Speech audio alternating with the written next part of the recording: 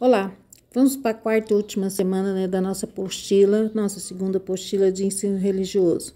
Vamos continuar falando a respeito de personalidades de cada religião. Madre Teresa de Calcutá. Eu não vou falar o nome dela, porque o nome dela verdadeiro é muito difícil de falar, gente. Eu não consegui pronunciar o nome que é de origem albanesa, né?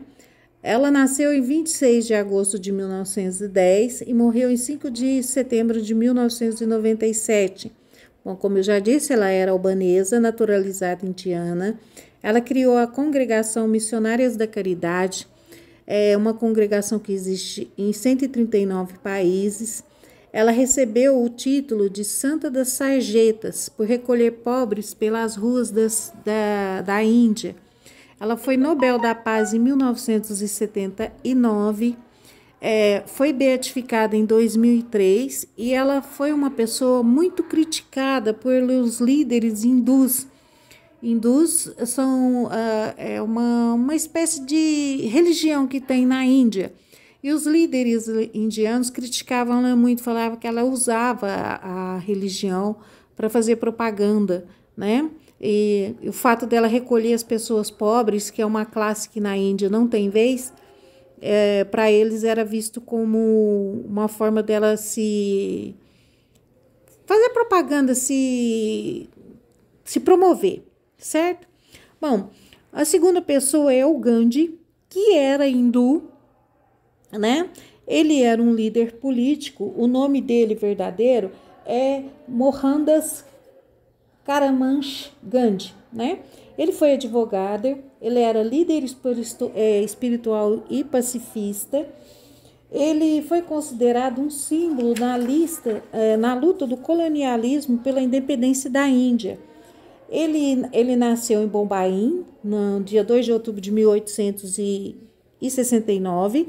A sua infância e adolescência ele estudou na Índia. Quando adulto, ele estudou na Inglaterra, onde ele se formou advogado. Ele foi membro do Supremo Tribunal de Bombaim. Ele casou com a Kasturba Gandhi. Com ela ele teve 4 filhos, homens, o Harilau, o Manilau, o Randas e o Devidas. Em 1893 ele mudou para a África do Sul, trabalhou como advogado, defendeu as minorias hindus que viviam neste país. Ele organizou os camponeses e trabalhadores urbanos para protestar contra os impostos sobre a terra e exploração colonial inglesa na África do Sul. Em 1921, ele assumiu a posição de líder do Congresso Nacional Indiano. Em 1930, Gandhi organizou a Marcha do Sal, que foi uma manifestação contra os elevados impostos do sal cobrado pelos ingleses, porque o sal era usado como uma forma de conservar alimentos na Índia na época, né? Então eles tinham que pagar caro pelo sal. Ele faleceu em 30 de janeiro de 1948, aos 78 anos de idade, na cidade de Nova Delhi, na Índia. Ele foi assassinado por 3 tiros por um nacionalista hindu. Os seus ideais eram defesa da paz entre os hindus e muçulmanos. Ele atuou também contra o domínio britânico da Índia. Ele defendia a criação de um Estado autônomo da Índia. Ele era contra a violência, defendeu formas pacíficas de protesto, como exemplos, greves, passeatas, retiros espirituais e jejuns. Bom, frases importantes da vida do Gandhi. De nada vale a liberdade se não temos a liberdade de errar. Seja a mudança que você quer ver no mundo. Um grande privilégio ter vivido uma vida difícil. O mais perfeito ato do ser humano é a paz. Bom, outra personalidade importante no mundo religioso foi Maomé. Maomé, né, ou conhecido como Muhammad ou Mohamed, né? Ele nasceu em Meca em 1571 e morreu em Medina em 1632. Foi líder religioso, político e um militar árabe. Segundo a religião islâmica, né, Maomé foi o precedente, né, ele é o mais recente, o último profeta de Deus depois de Abraão. Para os muçulmanos, ele foi precedido em seu papel, né, quer dizer, antes dele veio Jesus, Moisés, Davi, Jacó, Isaac, Ismael e Abraão. Ele é considerado pelos muçulmanos como um ser divino, quer dizer, ele não é considerado como um ser divino, mas sim um ser humano, né, iluminado. Né? Entre os fiéis, ele é visto como o mais perfeito dos seres humanos, não como nós consideramos Jesus como um ser divino. Eles consideram ele um ser humano diferenciado. Nascido em Meca, Maomé foi durante muito tempo da sua vida, ele foi um mercador. Então, ele viajou muito entre uma comunidade e outra, entre uma tribo e outra. E ele percebeu que essas tribos viviam em conflitos. Ele, durante 40 anos, ele passou, então, a frequentar retiros espirituais em cavernas, principalmente no Monte Hira, né?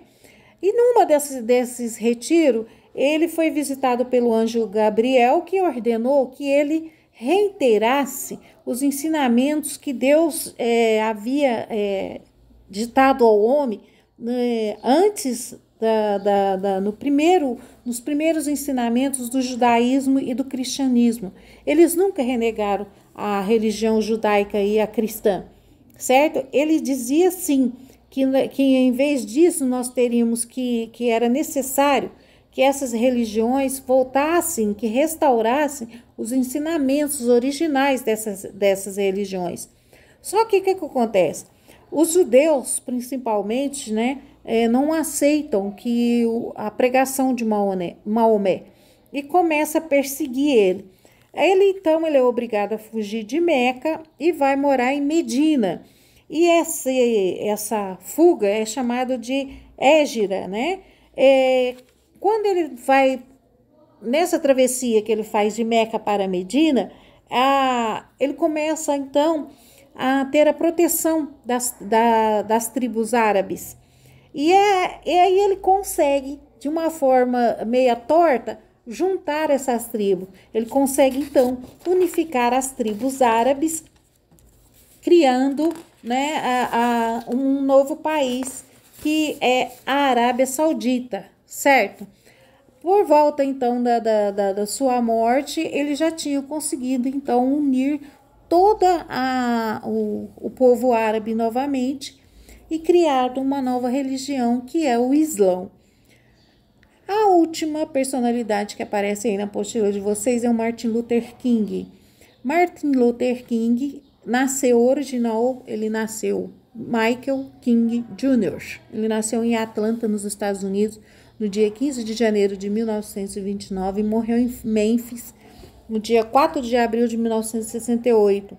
Ele era pastor batista, ele era um ativista político, né, que se tornou figura mais proeminente e líder do movimento dos direitos civis nos Estados Unidos.